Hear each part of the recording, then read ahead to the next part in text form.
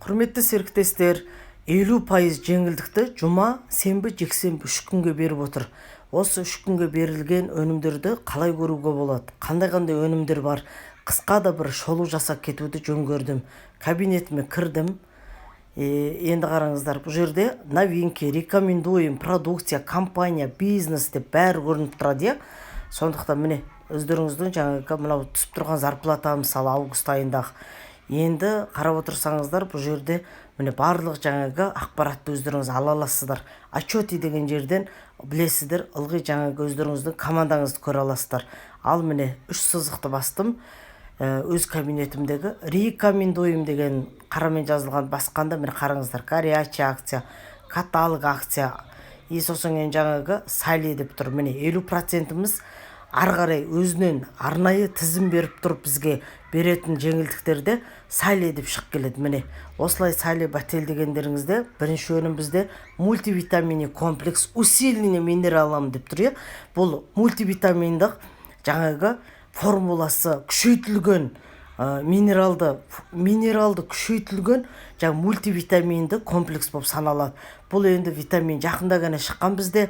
Бұның бағасы 50% жеңілдікпен беріліп отыр. Қазір ковидпен ауырған кісілер болса, немесе жаңа ауруды алдын ала сақтану мақсатында өздеріңізге осы комплексті жаңағы қолданатын болсаңыздар, қысқа да нұсқа осы комплексті ашып жіберіп, біз бұның жаңағы барлығын оқымасақ та қараңыздар. Бұл жерде міне нағыз неге жақсы екенін көруге болады. Жаңағы системалық түрде жаңағы ауру сырқаудан кейін жақсы әсерін тигізеді. Яғни ковидпен ауырып өз-өзіне келе алмай жүрген кісілер болса, тез қалпына келеді деген сөз. Мына жаңағы витаминді айтып отырмыз. Міне мына жаңағы мультивитаминді айтып отырмыз. Одан кейін ары қарай жаңағы эпидемия кезінде, мына қазір орбидің кезінде, мына жаңағы тұмау сырқаудың кезінде, мына жаңағы адамның тәбеті нашарлап кетіп, мына салмақ жоғалта бастасаңыздар, ұйқы бұзылса, асу тамақ дұрыс іше алмай өз-өзіңіздің қалпыңызға келе алмай жүрсеңіз, яғни оның үстінде жаңағы иіс сезбей, мұрынмен дәм сезбей жүрсеңіздерді жақсы екен. Жақсы бұл әсерін тигізеді екен. Сосын кейін бұл жаңағы адамның мына көңіл күйінің напряженно мына жағдай қиын болып тұрған кездерде, мына жаңағы созылмалы шаршау кезінде, немесе мына қатты физикалық жұмыстар жасап, немесе ақыл ойдың жұмыстарын қатты жасап кетіп шаршап жүрсеңіздер, сол шаршауларыңызды шығарады. Ал экзамен кезінде, мектеп студенттердің қарбалас кездерінде де жақсы әсерін тигізеді. Яғни балаларыңызға да жаңағы міне оқу басталды, студенттер кетті деген сияқты. Мысалы мен ұлыма алып беріп қоя берткем. Сол сияқты беріп өздеріңіз жаңағы көңілдеріңізді жұбатып, балаларыңыздың қолына беріп, балаларыңызға беріп жаңағы демеу көрсетсеңіздер де болады. Ал енді бұл жалпыс мына аяқ ауыр болғысы келіп, отбасын енді құрып жүрген жастарымыз болса, немесе орта буынның адамдар болса, сонда осы өнімді ішкен өте жақсы болып табылады екен.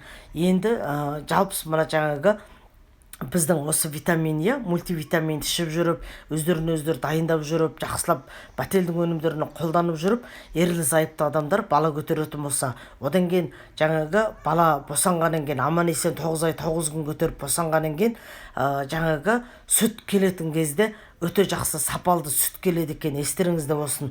Сосын кейін гормоналдық мына жаңағы әйел адамдардың климаксы, біресе ысып, біресе басылағап, біресе сіздер терлеғап, біресе тоңағап деген сияқты неше түрлі болып жатады ғой. Ол дегеніңіз жаңағы климакстың белгілері. Сондай кезде де сіздер осы витаминді қолдансаңыздар жақсы емді қасиетін береді. Сосын кейін мына адамның жаңағы тері құрғай бастап, тердің өзгеріс кіре бастау, тырнақтың сыңғыш болу, шаштың түсу дегендеріне де жақсы көмектеседі. Басқа бір енді жер су ауысып, басқа жерге барғанда да сіздерге өте жақсы жаңағы емдік әсерін тигізеді. Сонда қараңыздар, бұл біздің мына сүйегімізге де, мына жаңағы тісімізге де, тырнағымызға да жақсы әсерін тигізсе, мына жаңағы осы витаминді ішу арқылы сіздер өздеріңіздің кровотоктарыңызды жақсарта аласыздар. Мына нерв жүйесі қалпына келе отырып, сіздердің жаңағы мына бұлшық еттеріңіз өзінің массасын алып, өзінің қалыпты жағдайда болады деген сөз. Ал жүректі бұлшық етке жатады. Сондықтан бұл өте маңызды. Сосын кейін жаңағы қанттың құрамындағы өздеріңіздің жаңағы қант нормасын ұстап отыруға, жалпыс мына жаңағы мына қан клеткадағы қанның өзгеріс кіру кірмеу дегенге де жақсы әсерін тигізеді екен. Ал мына ДНК құрам, яғни біздің ақ уызымызға да қандай емдік қасиеттер бару арқылы өзгеріс кіреді. Ол қалай жақсарады, ол қалай сапалды болады дегендерге де өзінің емдік қасиетін тигізеді екен. Иммунитетті, жалпы иммунитетті көтереді. Сосын құрамында қараңыздар.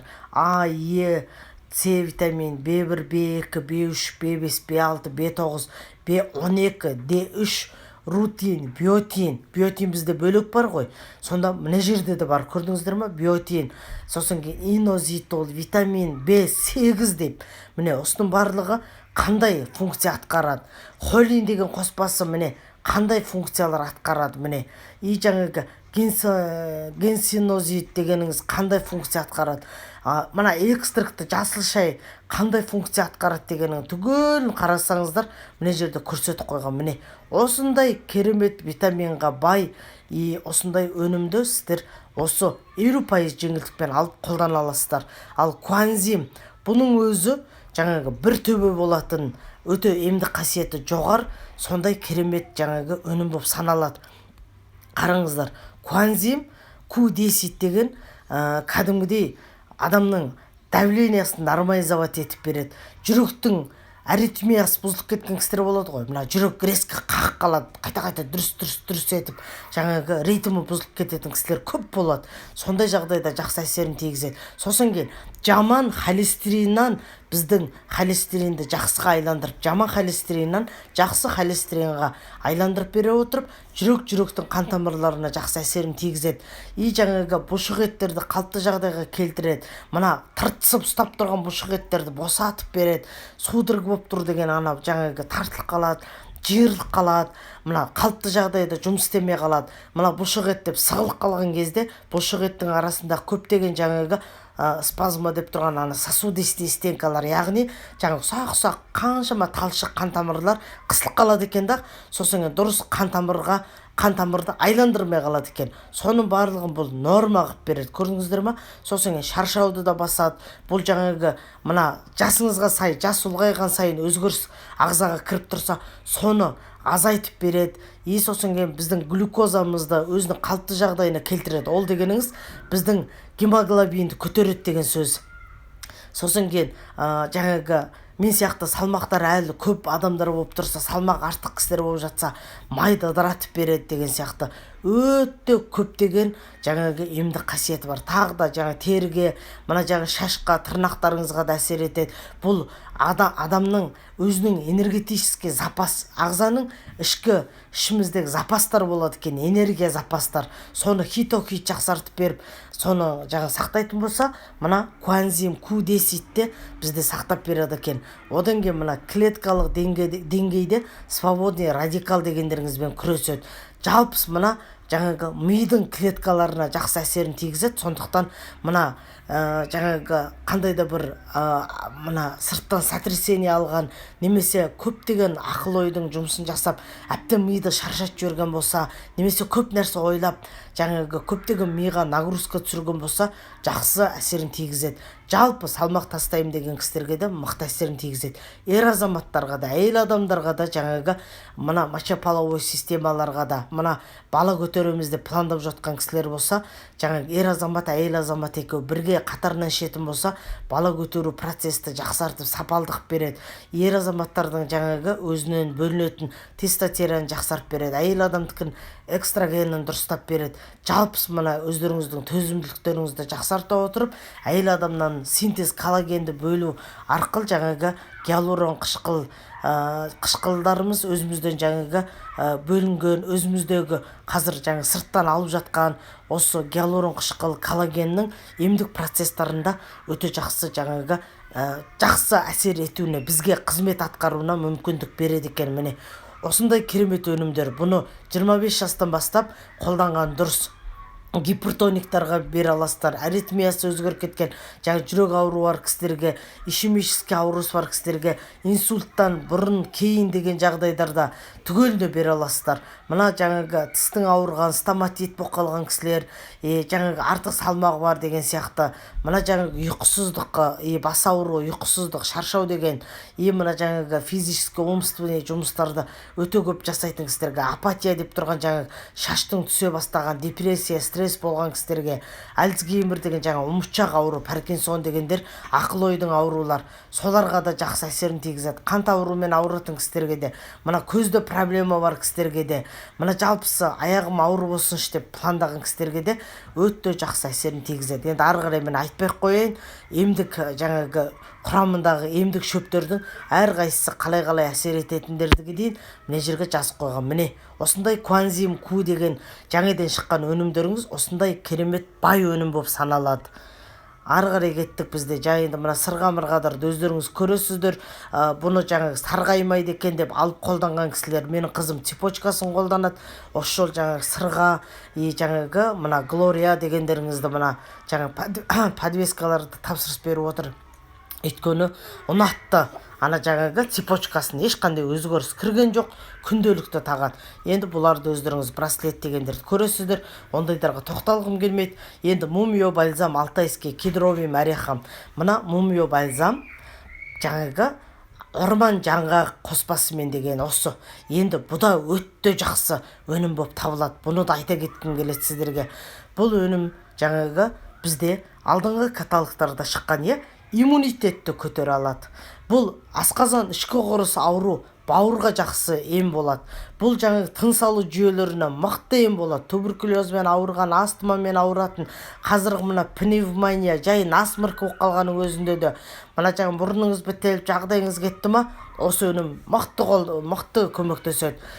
Қайтып жаңағы мына біздің қан айналымды системалық түрде нормасына келтіруіне өте жақсы әсерін тигізеді. Яғни сіздердің қан аздық болып тұрған кісілер болса, гемоглобин төмен, лейкоцит, жаңағы эритроциттің жаңағы төмендеп кетуіне байланысты адам анемия болып қалады. Яғни гемоглобинға шалдығады. Сонда бұл соны қалыпты жағдайға келтіреді. Сосын кейін ер азаматтардың, әйел адамдардың жаңағы нелеріне, ауруларына, яғни мына пара адамдар екеу бесплодия деп жатады ғой. Мына жаңағы ойбай деп әлі бала көтермеген, бала көтермей жатыр деп экоға да барып жағдайлар қиналып жүрген кісілер болса, осы өнімдерді қолдансаңыздар параларыңызбен, яғни әйел адам ғана жүгіре бермей, ер азаматтарға да бірге қолдандырсаңыздар, ер азаматтарда қандай да бір простатит болса, потенция болса, норма қылып береді. Жаңағы емдеп береді.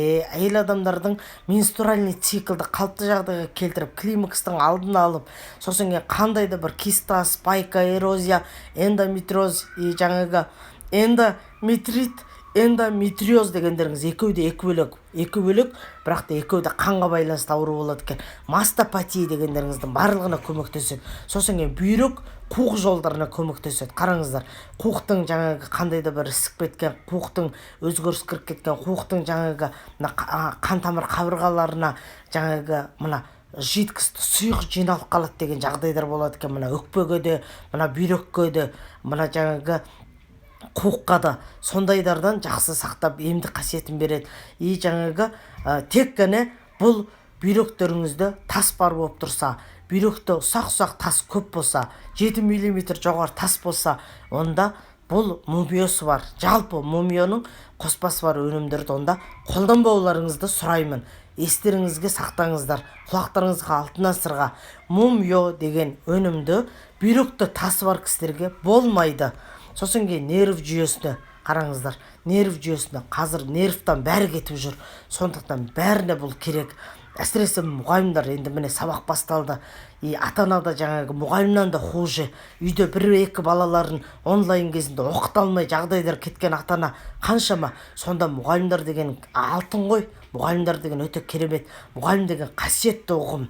Сондықтан міне сіздерге таптырмайтын өнім болып табылады. Сосын кейін жүрек қан тамырларына, профилактика сахарный диабетке міне қалыпты жағдайға келтіреді. Сосын опорно двигательный аппарат деп тұрғандарыңыз, яғни біздің жаңағы сүйек буындарымызға да жақсы әсерін тигізеді. Бұл жаңағы қандай да бір жаңағы апаттан кейін травма алған жағдай болсын, перелом болсын, операциядан кейін болсын, немесе жаңағы өздеріңіздің мына жаңағы тіндеріңіз өзгерген, сүйек буындарға жаңағы өзгеріс кірген, шеміршекке өзгеріс кірген, жалпысы мына жаңағы ұзақ уақыт созылмалы ауру болып кеткен деген сияқты буынның бүкіліне емдік әсерін тигізеді. Сосын кейін косметология жағынан да өте жақсы әсерін тигізеді екен. Бұл жаңағы проблемный кожа, яғни мына жаңағы акне деп тұрғандарыңыз, мына балаларымызға безеу шығып кеткен, тері аурулар, псориаз, мына жаңағы терге неше түрлі алапес болып шығу, мына қышынып терге өзгеріс кіру, немесе жаңағы терді жалпы тазарту деген сияқты,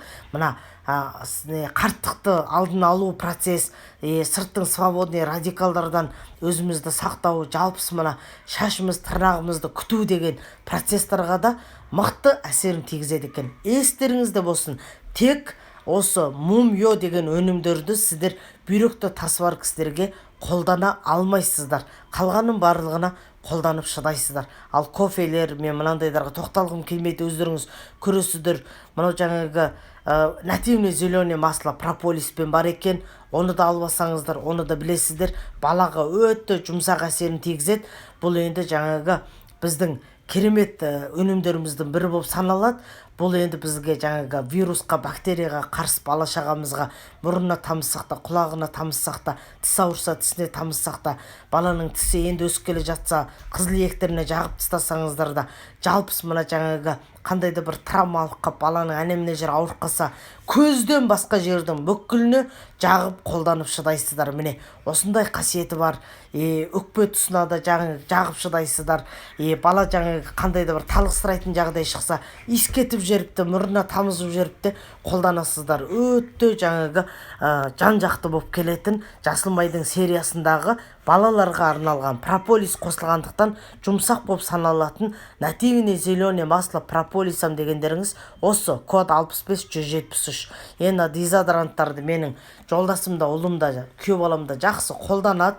Енді мына жерде интим гель L-арганин деген мына жаңағы өздеріңіздің несеп жолдарында өзгеріс кіріп, мына бүйректегі жаңағы құмды, тасты тазарту процесті жүргізіп, құмды шығарған кезде көптеген әйел адамдардың жаңағы мына астың жақтар бір түрлі болып жаңағы қышынып, ауырып, зуыт болып жатады. Сондай кезде мына интим гель арганин дегенді сіздер тамызып та қолдана аласыздар.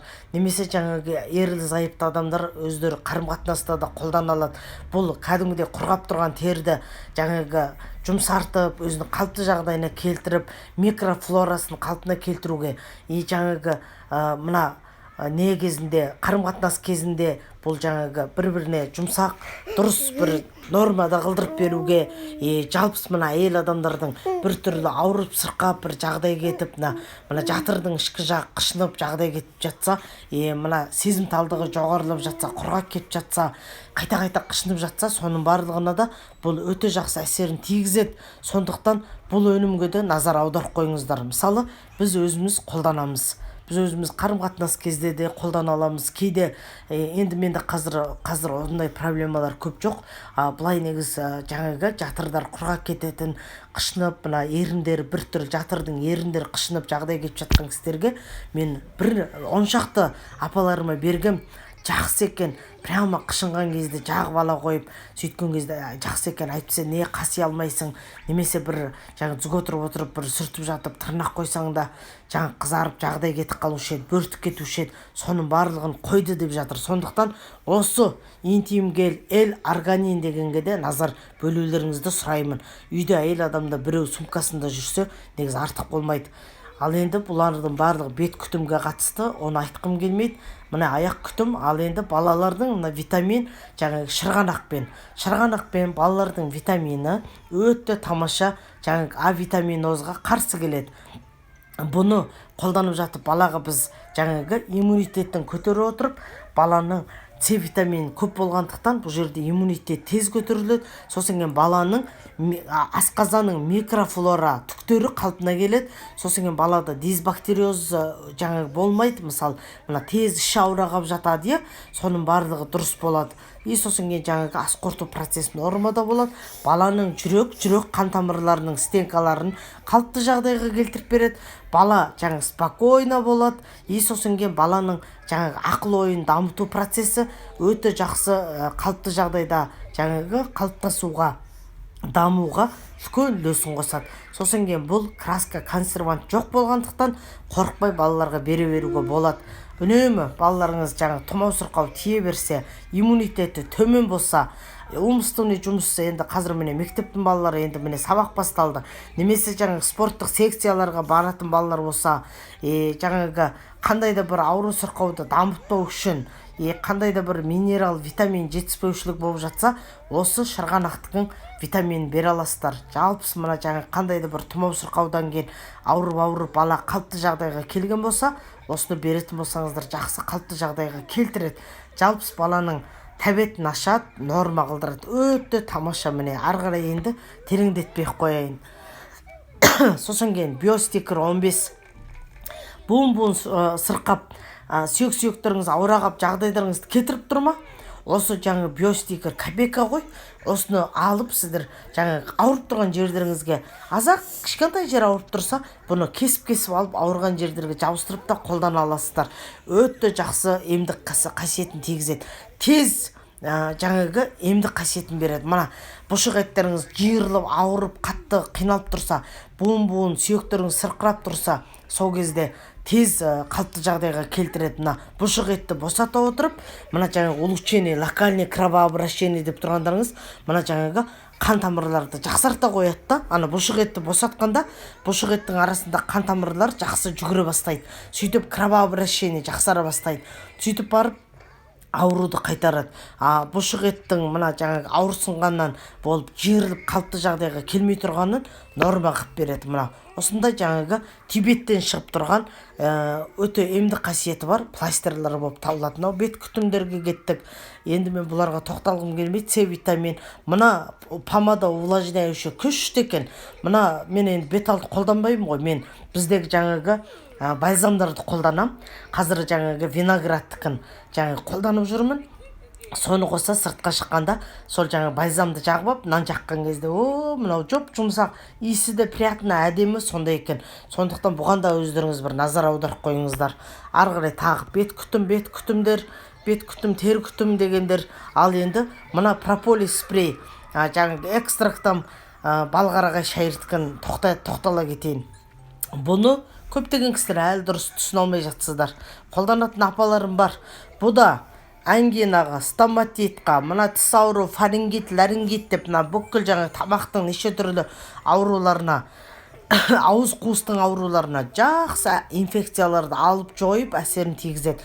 Сосын кейін мына жаңағы профилактика ретінде сауық кетсеңіздер де стоматитқа, гингивит, мына пародонтоз, жаңағы тістің мына аурулар дегендеріңізге жақсы өздеріңіз профилактика ретінде бір 7 күн, 10 күн жасайтын болсаңыздар, емдік қасиетін өте жақсы береді. Одан кейін мына жаңағы ауызға шық кетсе, экзема, дерматит, неше түрлі мына жаңағы тез жетілмей тұрған жаралар, жыртылып қалған, жарақат алған жер болса, немесе жантіктер шағып алған, жануардың тістеп алған дегендерге де өте жақсы әсерін тигізеді. Сосын кейін мына жаңағы темір еткеге де жақсы әсерін тигізеді. Сондықтан өте жақсы міне жаңағы прополис пен мына живица екеуінің біріккен өнімі болып табылады. Міне осы өнімге де назар аударып қойыңыздар. Бұл өнімде үйде баласы бар адамның үйінде тұрса, жаңағы баланың тісі шығайын деп жағдай кетіп тұрса, бұны да тіске, мына қызыл иектеріне, баланың ауыз қуысына, тамағына да шашып қолдана аласыздар. Тура осы сияқты күмісті қоспа, жаңағы күмісті бізде спрей де бар, спрей коллоидный серебром. Дәл бұл сол сияқты тоже сондай мықты емдік қасиетін тигізеді. Ал сабындарымыз бар. Сабындардың бәрін қолданып та үйрендік. Өте тамаша әсерін тигізеді. Ал енді мастолицинға тоқтала кетейін. Мастолицинға тоқтала кететін болсақ, бұл енді жаңағы әйелдердің төс ауруларына, яғни әйел адамдардың тек қана төс ауру деп ойламаңыздар. Бұл әйел адамдардың жаңағы сүт бездеріне жақсы әсерін тигізе отырып, ұлғайып кеткен жағдайда да немесе профилактика ретінде де қолдануларға өте жақсы әсерін тигізеді.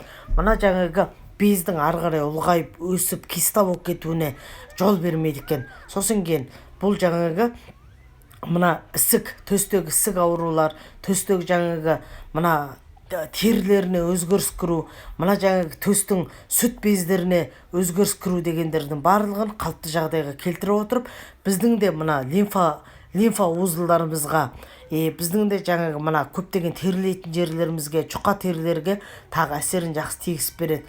Сосын кейін мына бала емізетін омыраудағы әйелдердің мына жаңағы төстің ұштары ұшталып кетіп, кәдімгідей жаңағы сөгіліп, кәдімгідей жаңағы мына тердері бірақ жара болып ыдырап, осы ар жағынан дегеніңіз қызыл еттер шығуға таяп, мына жаңа төстің сасоқтары мына бала еміз алмай жағдай кетіп, бірақ ауырып кетеді ғой, сол кезде де жақсы әсерін тигізеді. Сонда сіздер бала емізетін кісілер бұлай қолдану керек.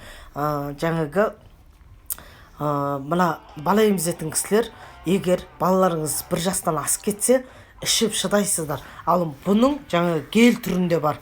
Соны сасоқтарына жағып, мына төске жағып қоясыздар да, бала емізгеннен кейін дереу болғаннан кейін жағып, сосын кейін бала емізердің алдында жақсылап жуып тастап, балаларыңызды емізіп отырсаңыздар, менің қызым да төсі қиылып кеткен кезде мен осыны жақтырып қолдандырғам. Солай жаңағы сіздерді жағып қолдана аласыздар. Одан кейін мына жаңағы эндометриоз, женскийдің ауруына да жақсы әсерін тигізеді. Мына баланстың нормализациясы дұрыс болмай қалған кезде, гормондық баланстардың дұрыс болмай қалған кезінде де нормаға келтіріп береді. Сосын кейін бізде жаңағы менструальный цикл, мочеполовой система, яғни қуықтың жолдары ауырып жатса, сондайға да жақсы емдік әсерін тигізеді. Жаңағы бізде әйел адамның ауруларына да бұл жақсы әсерін тигізеді. Әйел адамдардың менструальный цикл норма болмай тұрса, сол гормональный фон арқылы нормаға келтіріп, нормаға жақсығып береді. Жалпысы әйел адамдарды стресс, шаршау дегеннен сақтайды. Міне, тек қана төске ғана қолданады деп ойламаңыздар. Осындай жаңағы мына гормональдық фон, гормоналдық өзгеріс кіргеннің барлығына бұл емдік қасиетін тигізеді. Міне, мастолицин бізде жаңағы гель түрінде бар екенін де ұмытпаңыздар. Қазір бұл жерде бар ма екен гелі көреміз.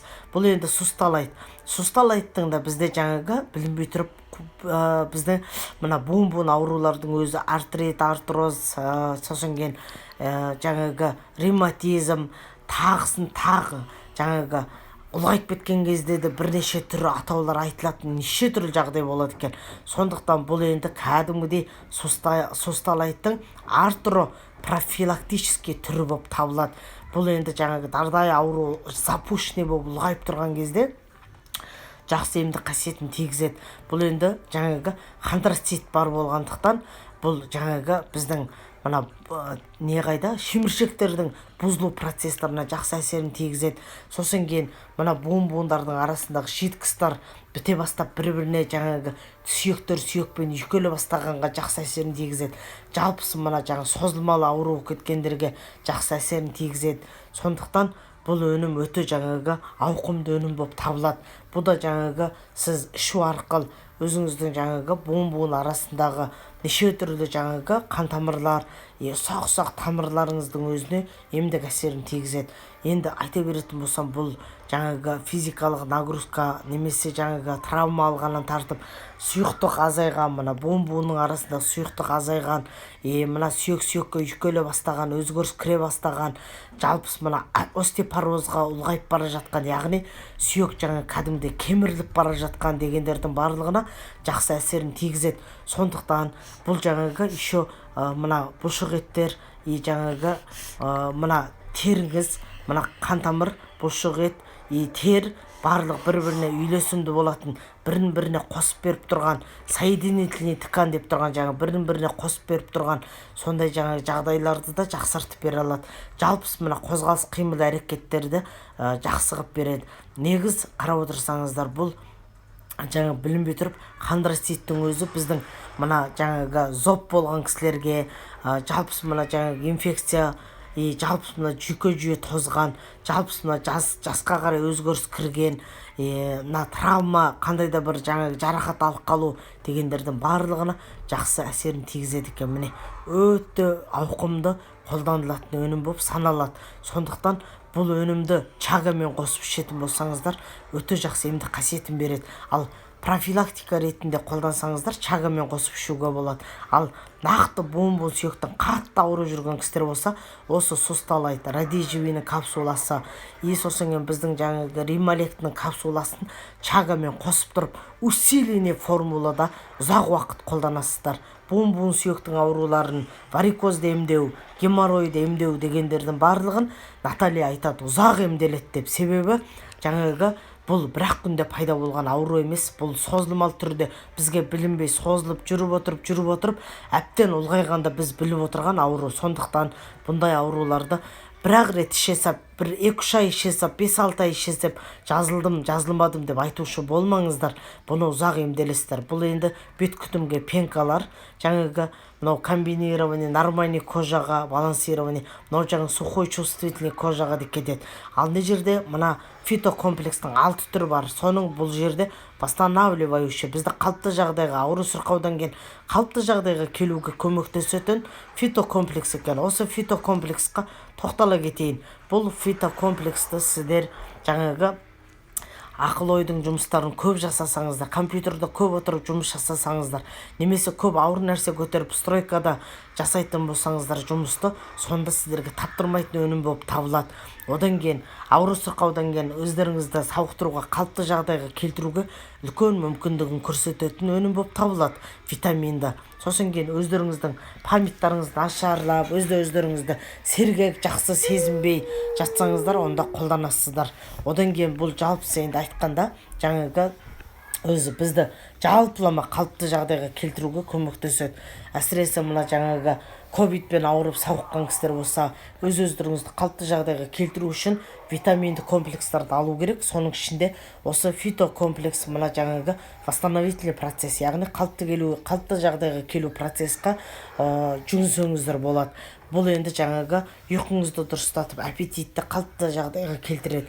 Жалпысы мына жаңағы мына буын сүйектердің қосып тұрған қоспалар, сүйек тіндердің барлығын жаңағы өзінің жетіліп қалыпты жағдайға өзінің қызметін атқаруына үлкен көмегін тигізеді.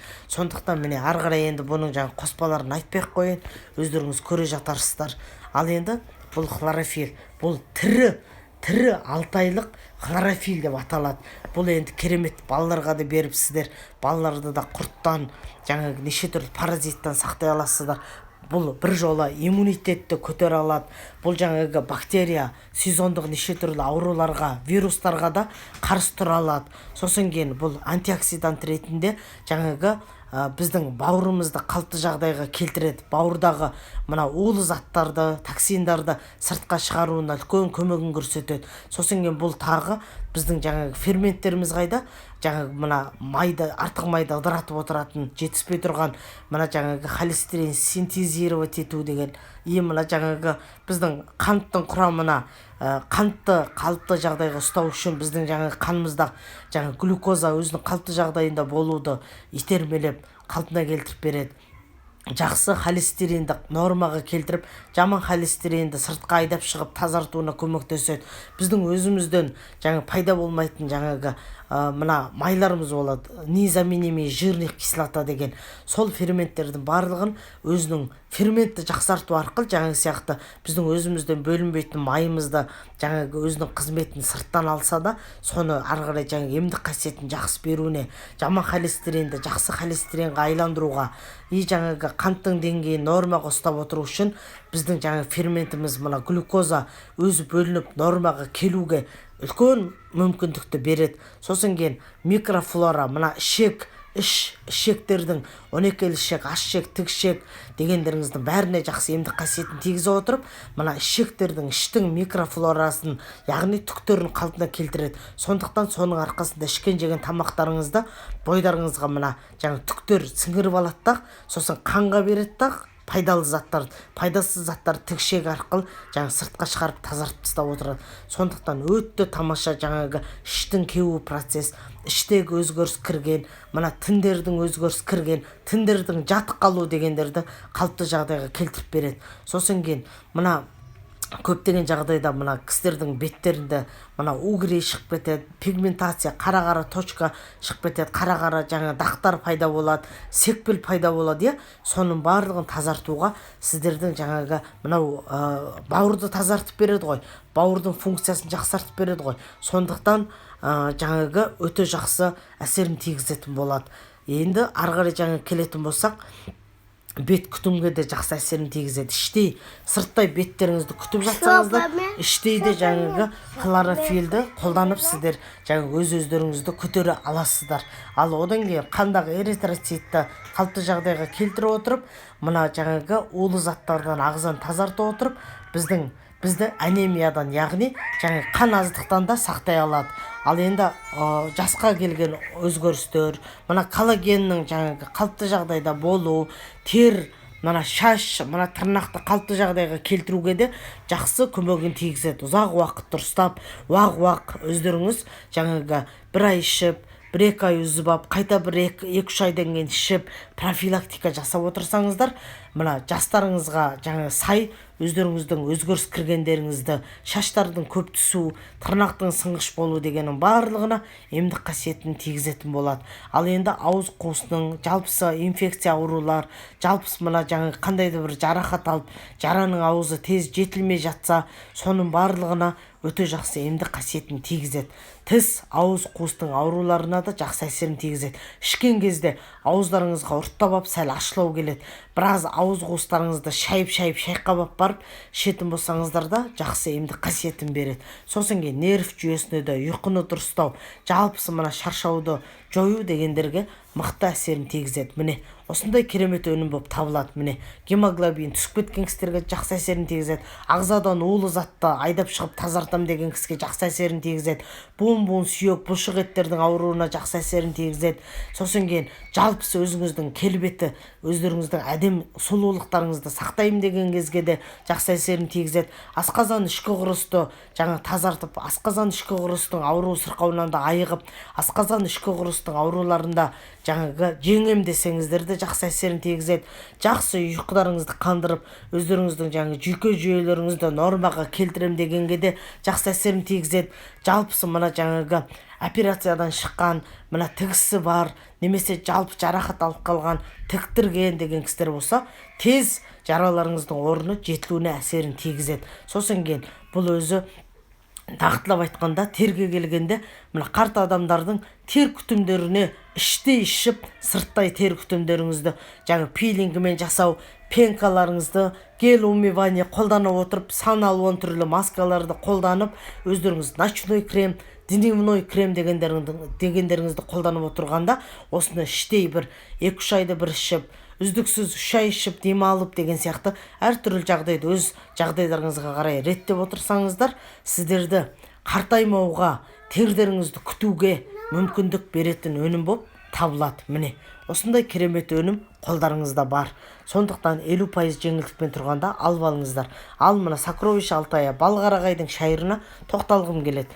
Балқарағайдың шайыр деген енді бір керемет өнім ғой. Бұны сіздер жаңағы арқаңыз ауырғанда, буын сүйек ауырғанда, жалпы қозғалыстарыңыз, қимыл әрекеттеріңіз дұрыс болмай, жағдайларыңыз кетіп, әне-міне жерді қағып соғып алып, қан ұйып тұрса, соның барлығына жағатын болсаңыздар, бұл жаңағы біздің қозғалыс жүйелеріміз, біздің жаңағы буын сүйектерімізге, арқа белімізге мықты әсерін тигізеді. Сосын кейін жарақат алып қалған, қандай да бір жаңағы күйік қалған жағдай болса, мына жаңағы сыздауықтар шығып жатса, ірінді мына жаңағы фурункула дегеніңіз жаңағы шиқан шығып жатса, бетке угри неше түрлі жағдайлар шығып жатса, тердің проблемасы болып жатса, мына жаңағы терде мына псориаз болып жатса, экземалар болып жатса, дерматит, диатез болып жатса, сырттай жағып қолданатын болсаңыздар, іштей ішіп қолданатын болсаңыздар, жақсы емдік әсерін тигізеді. Сосын кейін бұл гастриттің жаңағы шаншып шағып ауыратыны, гастриттің жаңағы мына асқазанның жара болып кеткені, асқазаны қызарып кеткені дегендердің барлығына емдік әсерін тигізе отырып, асқазан ішкі құрылыс ауру сырқауын сіздердің жоя отырып емдейді. Кәдімгідей язбадан емделген кісілер бар, естеріңізде болсын. Жаңағы гастриттің эрозиясы, гастриттің язбасы деген кісілер менде 6 айлап үзбей 8 айлап ішкен кісілер қайта барып тексерілгенде язбада, эрозия да жоқ, жаңағы жара болып кеткен гастрит та жоқ, күшті болып өзінің емдік қасиетін алған адамдар көп. Сондықтан бұған назар аударыңыздар. Асқазанның ішкі құрылыс ауруларынан, асқазанның қызарғаннан, асқазанның жара ауруларынан қиналсаңыздар, жаңағы өздеріңіздің мына нелеріңізде, бүйректеріңізде тас жоқ болса, онда осы мумио, жаңағы балғарағай шайырдың мумио қосқан осы қоспамен сіздер емделе аласыздар. Одан кейін ары қарай жүрек қан тамырлар, мына жаңағы холестериннің, жаман холестерин көбейіп кеткенді жақсартып беріп, сосын кейін мына жаңағы қан тамырлардың ішінде ұю процесс, қан тамырдың жаңағы тромба, ұйық қалу, тамырлардың ішінде ұйық қалу, давление жаңағы дұрыс болмай, адам анемия болып қалу, варикоз болу, геморрой болу дегендеріңіздің барлығына жақсы емдік әсерін тигізеді. Сондықтан геморрой болған кісілер, варикоз болған кісілер, варикоздың жаңағы венофацилдің капсуласына қоса, осы жаңағы балғарағай шайырының мумио қосылған осы өнімді бүйректеріңізде тас жоқ болса, бүйректеріңізде тас жоқ болса, онда қолдана алатындарыңызды естеріңізге тағы да бір мәрте сала кетейін. Сосын кейін бізде мына жерде тұмау сырқаудың кезінде, ОРВИдің кезінде, мына қазір жаңағы осындай пандемияның кезінде иммунитет төмен түсіп кеткен дегеннің барлығына осы жаңағы мумияны қолдана аласыздар. Балғарағай шайыр қосылған мумио живица кедроваяны қолдана аласыздар. Ер азаматтардың, әйел адамдардың жаңағы бүйрек аурулар, қуықтың аурулар, тағысын тағы басқа аурулар болса емделе аласыздар. Шаштың бірақ жаңағы тақырайып, шаштың тоқырбас болып, шаштың жаңағы түсіп қалу, жаңағы шашта мына жаңағы ақ ұнтақ болып жаңағы перхоттың болу, шаш тырнақтарыңыздың түскіш болу, тердің құрғау дегендерге жақсы әсерін тигізеді. Жалпысы мына жаңағы салмақтың артық салмақ алып кету, ожирение болып кету, немесе жаңағы ас қорыту процестің нашарлап кету дегендерге жақсы емдік қасиетін тигізеді. Оның үстінен бұл пародонтоз, стоматит, гингивит дегеніңіз енді тамақтың сан алуан түрлі аурулар, тамақтағы ангина жаңағы іріңді болу, жаңағы неше түрлі ларингит, фарингит дегендеріңіздің ағалары мына гингивит, стоматиттарыңыз, пародонтоздарыңыз, соның барлығында емдеп кетеді. Жүйке жүйелеріңізді де шаршап жүрсе жақсы емдейді. Мына жалпысы памятты жақсартуға, есте сақтау қабілетті дұрыстаймын десеңіздер, міне осы жаңағы балғарағайдың шайырын қолдана аласыздар. Осындай керемет өнім. Тағы да ескерте кетейін. Тек қана бүйректеріңізде көптеген тас болмаса, бүйректегі тас 7 мм-дан асып кетсе, онда бұны қолдана алмайсыздар. Өйткені бүйректегі таста бұл емді қасиет тез әдем жүрілу арқылы бүйректегі тасты қозғап жібереді. Қозғап жүргеннен кейін приступ боласыздар да, сосын кейін уже больницаға баруға тура келеді. Сондықтан бүйрегінде тасы бар, бүйрегінде ұсақ-ұсақ көп тасы бар кісілер болса, бүйректе жаңағы көптеген 7 мм-дан асып кеткен тасы бар кісілер болса, онда осы өнімді қолданбауларыңызды сұраймын. Ал енді ары қарай жаңағы міне мынау жаңағы женскийдің, мужскойдың капсулалар место силы Алтай деген жаңағы серияныкі. Бұл әйел адамға арналған. Бұл енді тоқтала кетейін. Бұл жаңағы әйел адамдардың қарап отырсаңыздар, жаңағы давлениесі көтеріліп кететін, жүрек ауыратын кісілерге, ұмытшақ болып кеткен кісілерге, сосын кейін жаңағы мына климакстан кейін жалпысы мына жаңағы аяқ ауыр болайын деп бола алмай жүрген кісілерге, оның үстінде жүйкесі тозып жүрген кісілер болса, өзін қалыпты жағдайға келтіруге, сосын кейін бұл жаңағы тағы да инфекция, воспалительный процесс, мына әйел адамдардың аурулар, жаңағы эндометриоз, сосын кейін жаңағы эрозия болған, киста болған, спайка болған, соныңыздың барлығына іште ішіп ем алуға жақсы көмектеседі. Сосын кейін бұл жаңағы бүйректің ауру, бұл да жаңа аурудың ауру өттің толып кетуі, өттің жолақтарына, мидың қызметтеріне жақсы емдік әсерін тигізіп отыратындықтан бұны жаңағы әйелдердің любой женский ауруларға сіздер қолдана аласыздар іштей ішіп. Ал енді ары қарай жаңағы ер азаматтардікіне тоқтала кетейік. Тоже сила, место силы Алтай деп, Алтай күш қуат деген серияныкі.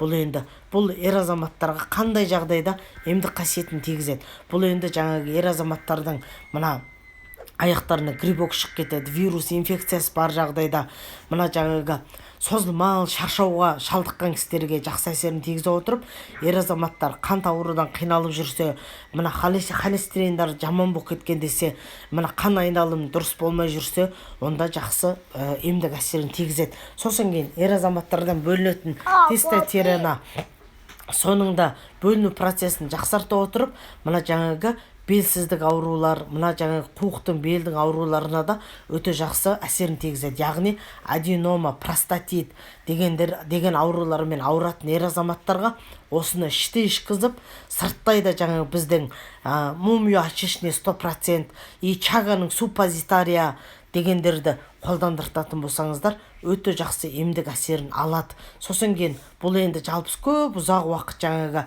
ер азаматтар неше түрлі жаңағы антибиотиктар ішіп шаршаған болса, соның улы заттардың барлығын сыртқа айдап шығарып тазартуына, иммунитетін сосын кейін көтеріп беруіне, жалпы ағзаны қалыпты жағдайға келтіріп беруіне, өзінің тестостеронасы нормасында бөліну арқылы ол кісі өзі күш қуат алып мықты болуына үлкен әсерін тигізеді. Сондықтан міне осындай жаңағы ер азаматтардың ауруларына сіздер осындай өнімді, осының енді жаңағы несі бар, концентрат сироп бар, сонысымен қоса бергізетін болсаңыздар күшті болады. Әйел адамдікінде де концентрат әйел адамның жаңағы арналған сиропысы бар, соны да бірге ішкізетін болсаңыздар, бұлар комплексный леченияға жақсы жатады. Әйел адамдарға жаңағы әйел адамдардың ауруларына осыны бере отырып, феминагель мен женскийдің рихтальный капсуласын қолдандырсаңыздар, ер азаматтарға жаңағы аденома, простатит, тағы басқа мочеполовой системаның ауруларына осы өнімдерді осы сироптармен бірге бере отырып, сіздер плюс мумия очищение 100% и жаңағы свечасын, и жаңағы суппозитария чаган қолдандыртып шыдасаңыздар, комплексный лечение болады. Міне ары қарай бұл витамин, бұл жаңағы витамин бізде витаминдік осы концентрат шырын сироп, бұл сиропты шайға қосуға да болады, өзінде ішуге болады. Бұл енді кәдімгідей жаңағы тонусты көтереді, бұл жаңағы күш қуат береді, әйел адамға да ер азаматтарға да. Бұл иммунитетті көтеріп біздің иммунный системаға жаңағы қорғаныс болады. Простуда мына жаңағы вирустың кездерінде жақсы жаңағы қарсы тұруына көмектеседі. Жалпы мына ауру сырқаудан кейін тез өзіңізді қалыпты жағдайға келтіруге көмектеседі. Мына жаңағы шаршап шалдығып жүрген кісілерді норма қылдырады, стресстен тез шығуына көмектеседі. Жаңағы бұл енді витамин мен минералға бай болғандықтан өте жақсы адамға комфорт береді. Жұмыс жасап жүріп арасында іше жүрсеңіздер. Еще мына витаминдік жаңағы осы сироп бүйректің ауруына да жақсы әсерін тигізеді. Естеріңізде болсын. Оны осы жерде жазбайды, Натальяның сабағында айтқан. Сосын мынау жаңағы екінші түрі освежающий. Бұл да жаңағы дәл сол сияқты мықты емдік қасиетін тигізеді. Жақсы тонусты көтереді. Бұл да жаңағы адамның шаршау шалдығуына жақсы әсерін тигізіп, бұл әсіресе жүйке жүйеден тозып жүрген, мына жаңағы ми қабілеті нашарлап жүрген кісілерге басым бөлік назар аударуға, жаңағы мидың жұмыс шаруасын жақсы жасайтын кісілерге осы жаңағы сіздер витаминдік емес, мына освежающий дегенді алып қолдансаңыздар да жақсы болады. Ал енді ары қарай косметикалар, оларға тоқталғым келмейді. Мына шампундар да күшті, міне жаңағы өте жақсы арзан бағамен беріп отыр. Сондықтан қолданыңыздар. Иіссулардың бәрін ұнатамыз, уже бәрін көріп тастадық, жақсы екен. Ұнатпайтын қызымге дейін қазір менің жаңағы сары түсі бар иіссуымды да қолданып ұнататын болды. Ал Гартиния, мына жаңағы Гартинияға тоқтала кетсем, бұл аздырам, өзімді жаңағы салмақ тастаймын деген кісілерге өте таптырмайтын мүмкіндік болады. Бұл кәдімгідей жаңағы аппетитті контролировать етіп, яғни жаңағы аппетитіңізді қалыпты жағдайға ұстап отырып, сізге жаңағы мына тамақ ретінде болып өзіңізді қайта бет алды тамақ ішуіңізден сақтанады. Сосын кейін қайта жаңа май пайда болудан сақтап, соны блокировать етеді. И жаңағы тренировкадан кейін мына көп ұзақ уақыт дайындалғаннан кейін адам көптеген өзінің энергиясын жоғалтады. Соны қалыпты жағдайға келуіне көмектеседі. Жалпы ағзаны қалыпты жағдайға келтіре отырып, ағза өзінің жаңа функцияларын дұрыс атқаруына, яғни оның ішінде жаңағы қандағы қанттың құрамы нормада тұруға, асқазан ішкі құрылыс қалыпты жағдайда жұмысын жасауға, қанның мына жақсы холестерин нормасында болып түсіп кетпеуіне, жалпысы мына жаңағы бауырды майланып кетуден сақтайтын сондай қасиеті бар. Сосын кейін бұл енді ары қарай жаңа өздеріңіз толыққанды оқыңыздар, құрамы кетіп қалды. Ал бұл енді косметика жағы керемет. Міне жаңағы брошкаларыңыз, мына жаңа термозащитаны да көп қолданады, көп сұрайды. Өйткені көптеген қыздар әсемдік, сұлулықпен күнде таңертең жұмысқа барамыз деп флойка, мына жаңа неше түрлі жаңағы ыстық нелерді қолданып жатады, сондықтан содан сақтайды. Бұл жаңағы кәдімгідей мына шашты майланып кетпеуге сақтайды екен, и жаңағы шаштың құрғап кетпеуінен сақтайды екен, шаштың түрі жақсы болып тұруынан қорғап сақтайды екен. Енді бұл жаңағы сіздердің жаңағы флойка қолданған, мына жаңағы утюг қолданған солардың барлығына жаңағы қорғаныс болады екен. Міне осындай жаңағы термозащита бар бізде. Көптеген қыздар сұрап қолданады. Мен басында мән бермейтім, қазір қыздар қолдана зерттесем, бұл өте таптырмас мүмкіндік екен. Міне менің жолдасым ұлым қолданады, ұнатады, мысалы жаңағы өте жақсы. Мына көкті негізгіде үлкен адамдар қолдануға ыңғайлы екен, жастарға мына сары екен. Мен жолдасым өйткені сарды ұнатпады, осы көкті ұнатқан. Енді мына экстракт прополисқа тоқтала кетейін. Экстракт прополисті сіздер баланың жаңағы жасына қарай бере аласыздар. Бұл жаңағы өте таптырмайтын өнім болып табылады. Бұл экстракт прополис бізде жаңағы экстракт прополис бізде енді өте тамаша өнім болып табылады. Міне мен сіздерге қазір қысқа да нұсқа тоқталайын. Бұл енді жаңағы суықта қалған, жалпысы мына жаңағы антисептикалық, мына жаңағы тез жарақат алағап, тез жарас жазылмайтын, ауырып сырқай қалатын, иммунитет төмен түсіп кеткен кісілерге бұл иммуномодулятор болғандықтан иммунитетін жақсы көтере отырып, мына вирустарға қарсы тұра отырып, қанды жақсы тазартып, лимфа системаны тазартып, клеткалық деңгейде мына улы заттардың барлығын алып шығып тазартады. Сондықтан бұл жерде жаман холестерин жақсы холестеринге айланады. Мына жаңағы жүрек қан тамырлар, жалпысы мына біздің мына жаңағы қан тамырлардың қабырғалары жақсара отырып, адамның мына қанның сапасын жоғарылатып береді. Сол арқылы жаңағы біздің сүйектерімізге де, мына жаңағы шеміршектеріміздің де функцияларына жақсы әсерін тигіздіртіп береді. Жалпысы айтып келгенде иммунитет көтере отырып, сырттың неше түрлі жаңағы мына факторларына қарсы тұра алады. Сосын кейін бұл тағы да жаңағы шаштың, тердің, сыртқы бет келпіңіздің норма болуына үлкен мүмкіндігін береді.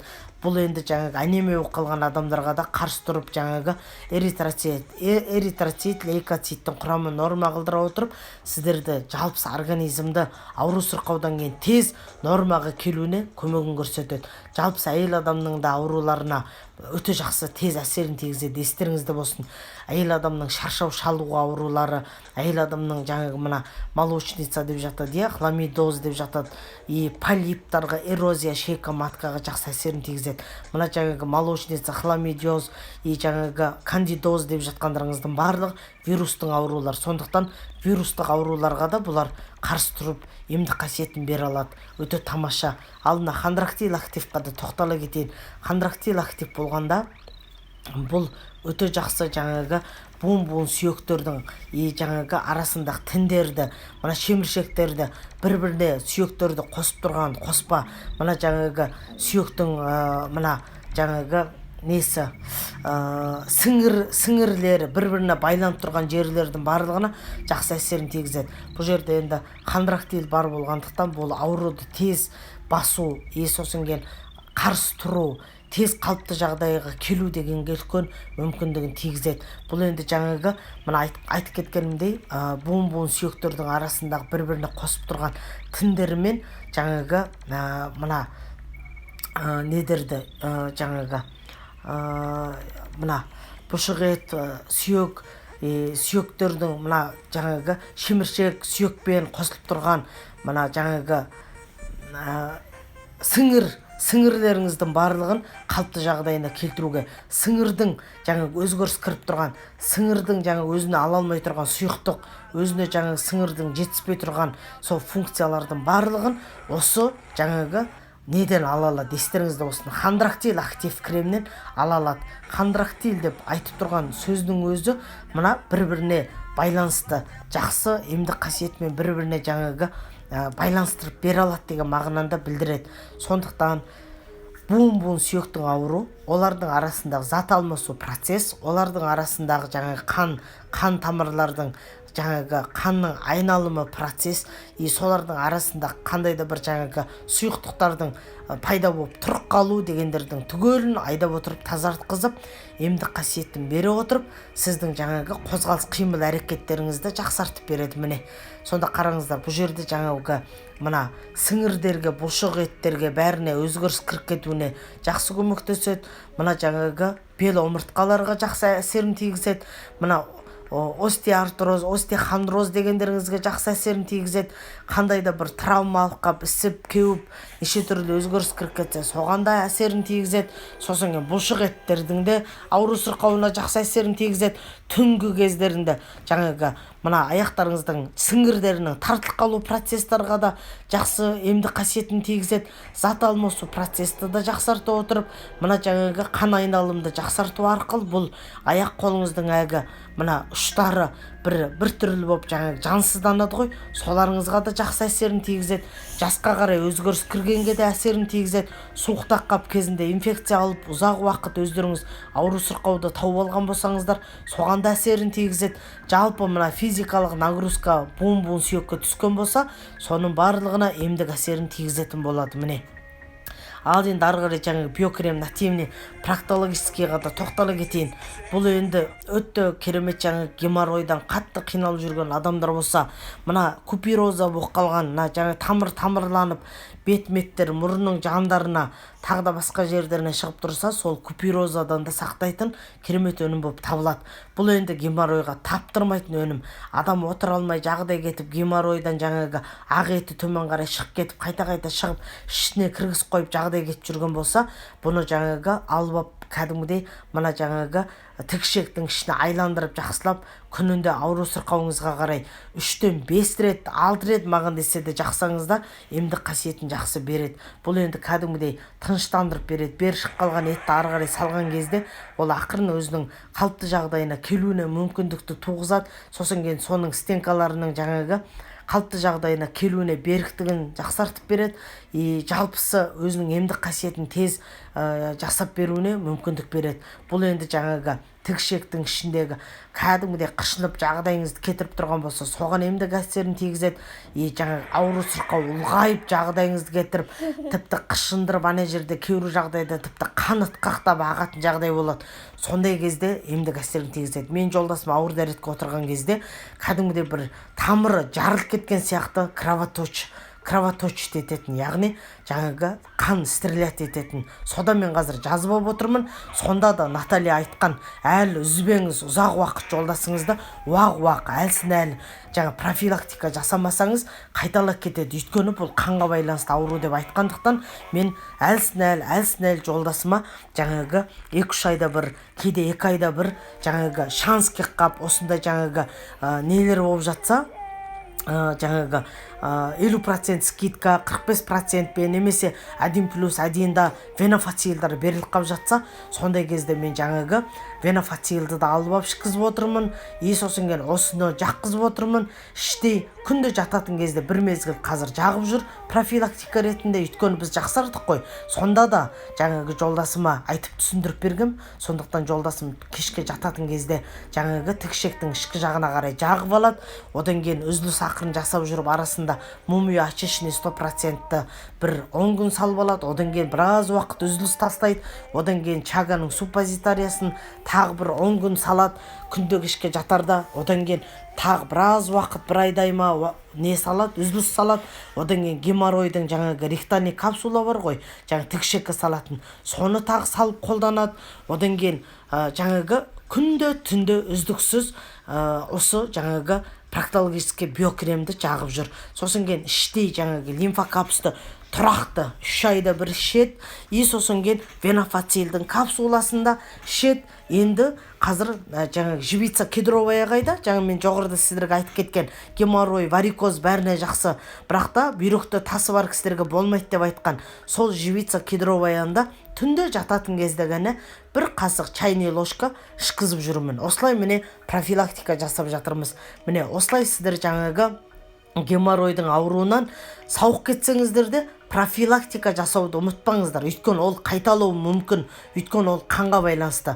Біздің 12 мүшемізде қан сырттың факторларына қарай да өзгеріп, жаңағы плохой холестерин болып та кетеді. Мына біздің жаңағы холестериніміз жақсы жаман деп екіге бөлінеді. Жақсы бізге жақсы әсерін тигізеді, жаманы бізге бөгет болады. Сондықтан осының барлығына өзгеріс тез кіріп кетіп жатады. Адамның жаңағы шаршап шалдығуына байланысты анемия бола қалып жатады. Сондықтан бұның барлығы қанға байланысты болғандықтан үнемі өздеріңізді сақтанып, жақсардыңыздар ма? Енді ары қарай оны жақсы сақтап ұстауларыңыз үшін профилактика жаңағы мен жолдасыма жасап отырған сияқты жасап отырыңыздар. Үйтпесеңіздер қайталап кету әбден мүмкін деп айтады. Қайталайды деп айтады Наталья. Міне осылай жаңағы біздің осы кремді жаға отырып майда жаңағы мына эластичность, мына қан тамырлардың өзінің майлығы, майдаланып тұратыны, қан тамырлардан қанның жақсы жүгіру дегендерге байланысты болады екен. Айланып келгенде мына көтеншектегі, тікшектегі мына жаңағы бүрістіріп, құйрықты бүрістіріп тұрған жері, соның барлығы қан айналымның арқасында бүрісіп тұрады екен. Қан айналым нашарлап кеткенде ол жаңағы босақ қалады, сосын кейін ар жақтан адамның тікшегі, яғни көтеншегі ауыр болып түсіп кетіп, сол жаңағы бері қарай ақ етіңіз шығып кететінің себебі сол екен. Сондықтан бұны жаңағы ұзақ уақыт дұрыстап қолданып, жақсарғаннан кейін де әлсін-әл профилактика жасап отыруды ешқашанда ұмытпаңыздар. Құлақтарыңызға алтыннан сырға. Осылай міне жаңағы қанды тазартып отырып, бұл жаңағы қанның ұйық қалмау процестерінің, қанның жаңағы тамырларының жақсы жүгіру дегендерге, өзгеріс кіру дегендерін сақтай отырып, бізге үлкен мүмкіндік береді екен. Сосын кейін бұл да лимфа системаны тазарталады, көрдіңіздер ме? Мына тікшекке жағып отырмыз, соның өз қанға сіңу арқылы лимфа системаны тазартып, жаңа клеткалардың жаңа арасындағы сұйықтықтарды, жаңағы мембрандағы сұйықтарды норма қылдырып, соны да тазартып береді екен.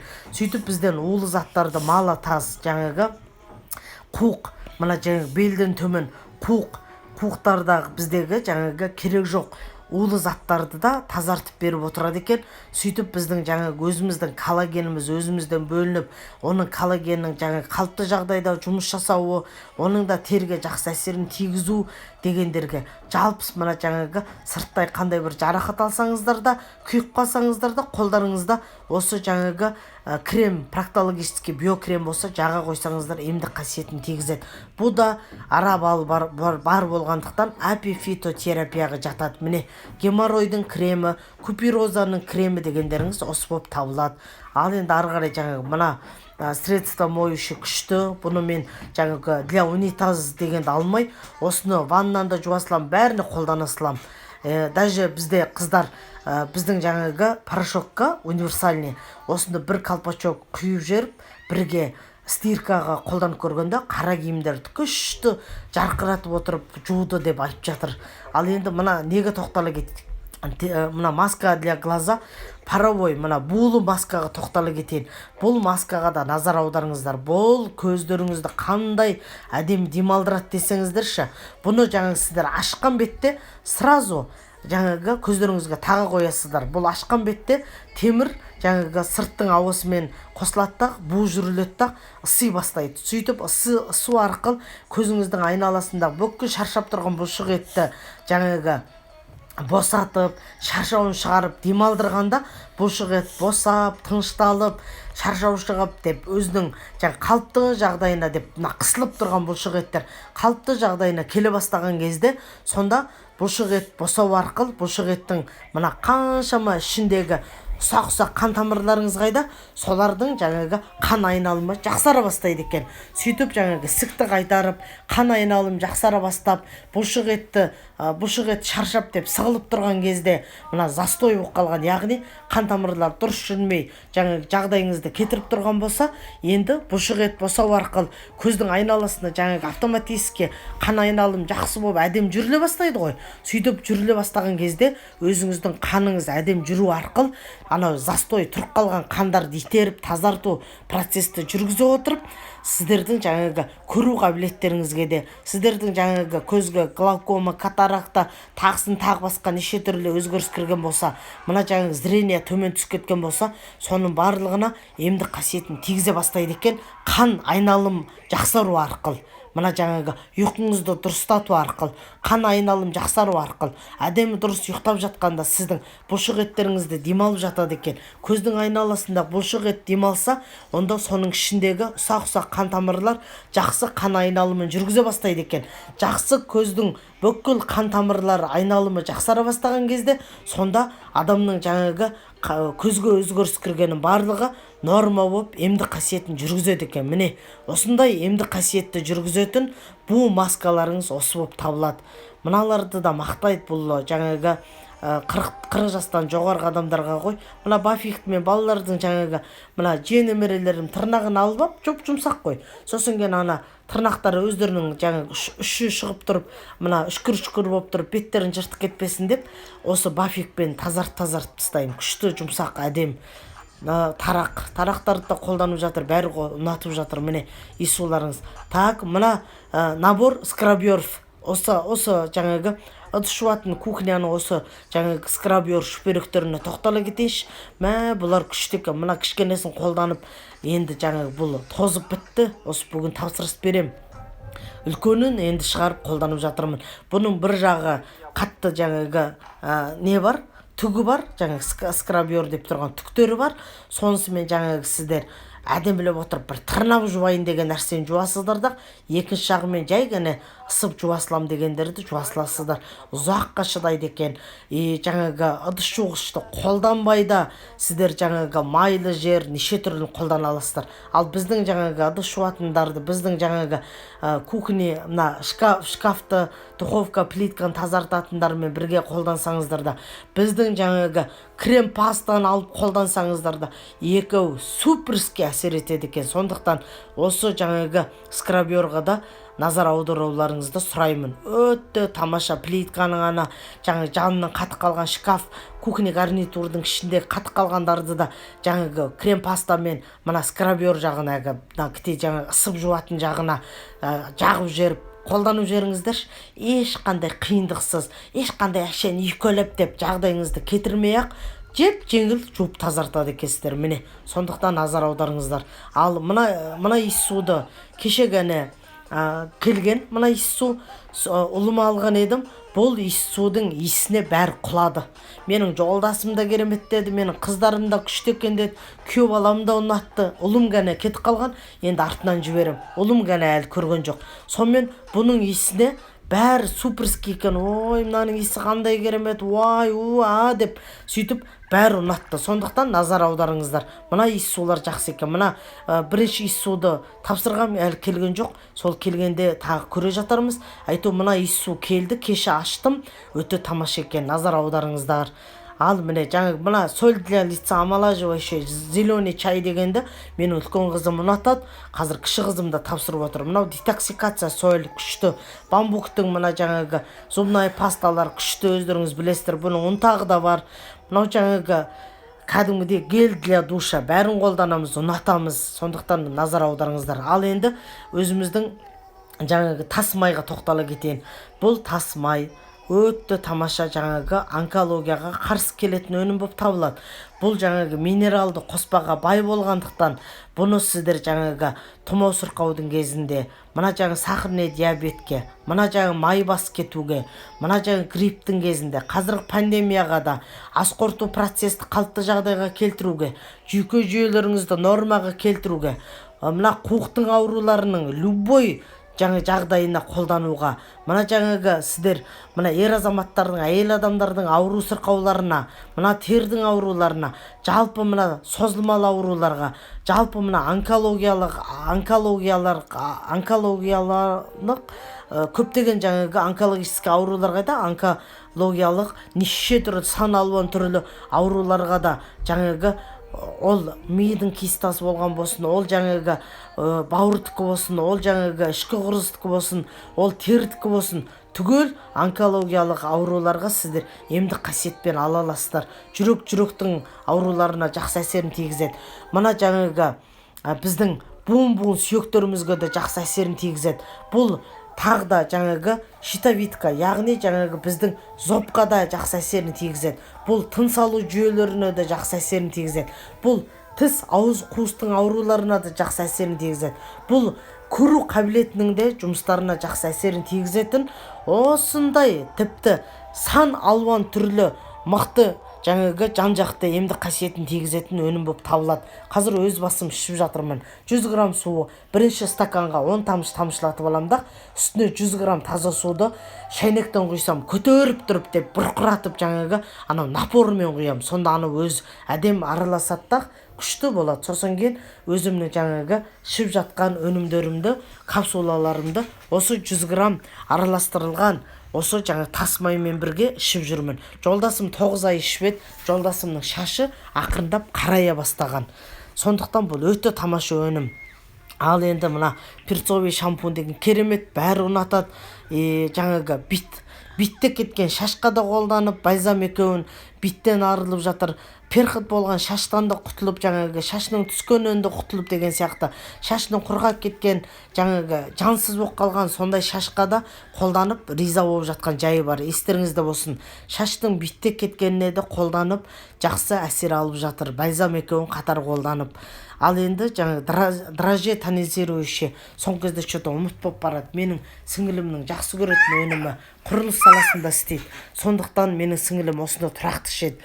Енді бұны тоқтала кетейін. Бұл енді бүкіл витаминға бай. С витамин бар бұл жерде, Е витамин бар, Б витаминдардың барлығы бар. Сондықтан фолиевый кислота бар. Сондықтан бұл кәдімгідей адамға күш қуат береді.